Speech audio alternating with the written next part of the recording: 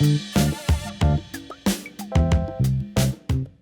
everyone, my name is Eunjo Park, executive chef of Momofuku, and today we're going to make a knife cut noodle in a chicken doenjang broth topped with chili crunch. We're going to start by making of the potato noodle.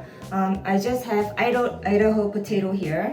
I'm using a fork, or for me it's a chopstick. I'm just gonna quickly poke a hole. And these are washed already, and I'm just gonna put it in the microwave for about 8 minutes. And if you need to, we'll flip it and cook they're tender. About small to medium potatoes should take 8 to 12 minutes. Now it's been about 12 minutes, and as you could see, I could actually crush with my hands. They're all cooked. Grab a small knife to open. From here, it should be very easy to peel off the skin. We only need about a quarter cup.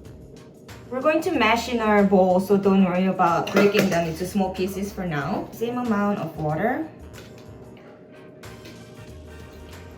Little of a neutral oil. Here I have a grapeseed. Salt. And AP flour. So with my bare hand, I'm gonna start lightly gather the flour with the potato. Once they start to come together, you can press them. The texture of this noodle, because it's cooked directly into a hot soup, is very tender and soft. We're going to knead pretty vigorously for 5 minutes. Once the dough feels nice and elastic, let's go ahead and rest for 30 minutes. So this dough is ready. I'm just going to wrap it in a Ziploc bag or plastic and into the fridge for 30. The doughs are resting now. We're going to go ahead and make up chicken broth. Turning up the pan into medium. Here I starting with a grapeseed. Here we're going to make scallion, ginger, and a garlic. So a knob of garlic. Going to peel. This I cut it thinly against the grain and into the small julienne. And for garlic, I'm just going to slice them. Heat it up. Start with the garlic. You hear the sizzle. And the ginger. Smells so good already with the toasting garlic and ginger. I'm only going to chop scallion white. Scallion green, we're going to reserve it for the garnish of the noodle. Quickly chop. This aromatic oil, I started playing around while making a family meal at the restaurant that I'm working right now. Basically, I've been just infusing any other aromatics, onion, scallion, ginger, garlic. You'll see from here, after we make the aromatic oil, we're going to cook our chicken. So you can definitely use it to cook any other protein in there. So this is roasting nicely. Gonna lower the heat a little bit to medium. Let's go ahead and cut our chicken. Boneless, skinless chicken thigh, little strips.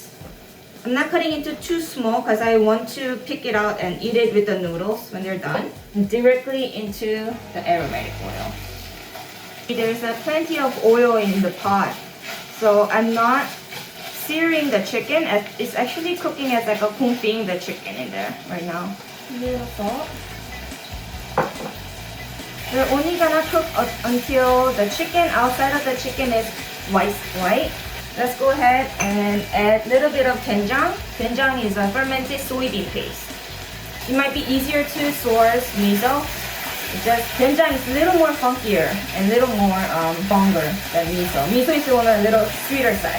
Let's deglaze with mirin. Mirin is a cooking wine. Other than adding little sweetness, it gives that little velvety mouthfeel. Time to add chicken stock. This chicken stock, I got it from the market. Make sure if you do buy it, it's a low sodium, so you can control how much salt or the seasoning you can add to. If you make a big batch and you want to reserve it for later, I will definitely strain so there's no chicken meat or the vegetable, and keep the base frozen, and then when you're ready to use, defrost it night before and refresh it with the fresh vegetable. So when this comes to a boil, I'm just going to lower the heat. To add little soy sauce, a drop of fish sauce. And I'm actually going to boil a sesame oil. It's gonna get blended and make it more creamier. Okay, let's get the garnish ready. I have Momofuku chili crunch that I'm gonna add a little bit of raw garlic, soy sauce, vinegar to make it more little life here. Just like the scallion white, I'm just going to chop them. This is a toasted and seasoned Korean seaweed.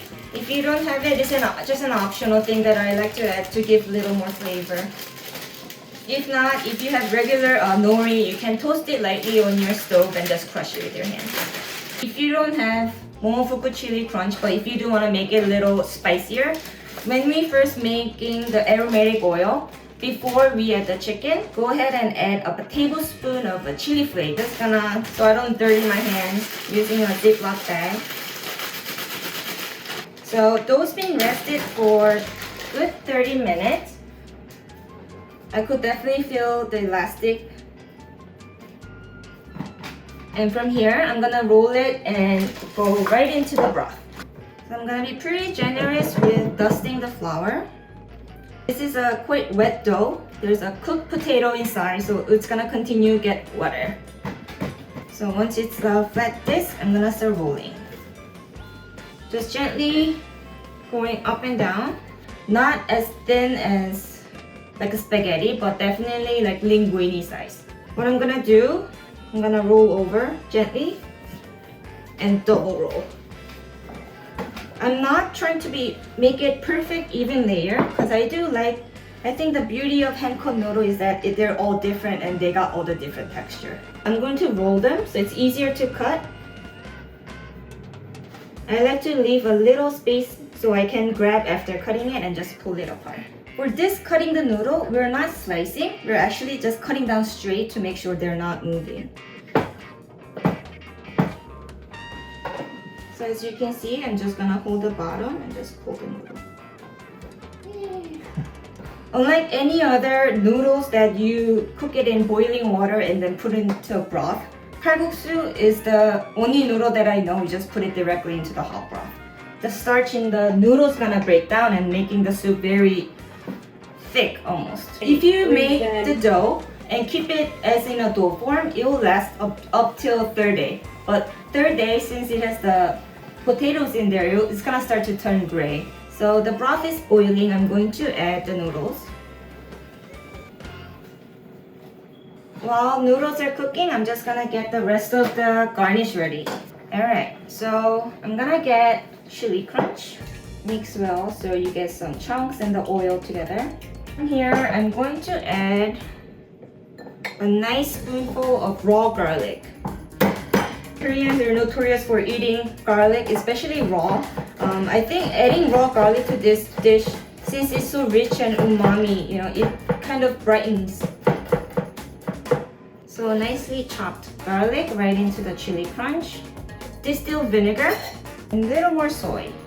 After you drop the noodle, you don't want to stir it up so much because the noodles are still very raw. They're gonna break into small pieces. You know when they're done, it's not a mush when you bite into it. It actually bounces back. The noodles are all ready to go. And that's it. Time to finish. We're just going to ladle the noodles first.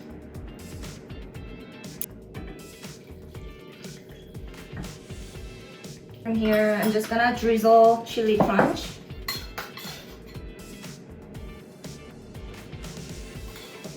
Scallion. Toasted bean. And last, sesame seed. Toasted sesame seed, before I sprinkle on the plate, I always put it on palm of my hand and crush it with my finger just to kind of crush them. Here we have it.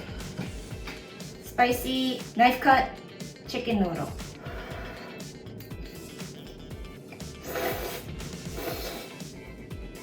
It's really good. I think what really brings this together is the chili crunch added with surprisingly raw garlic and vinegar.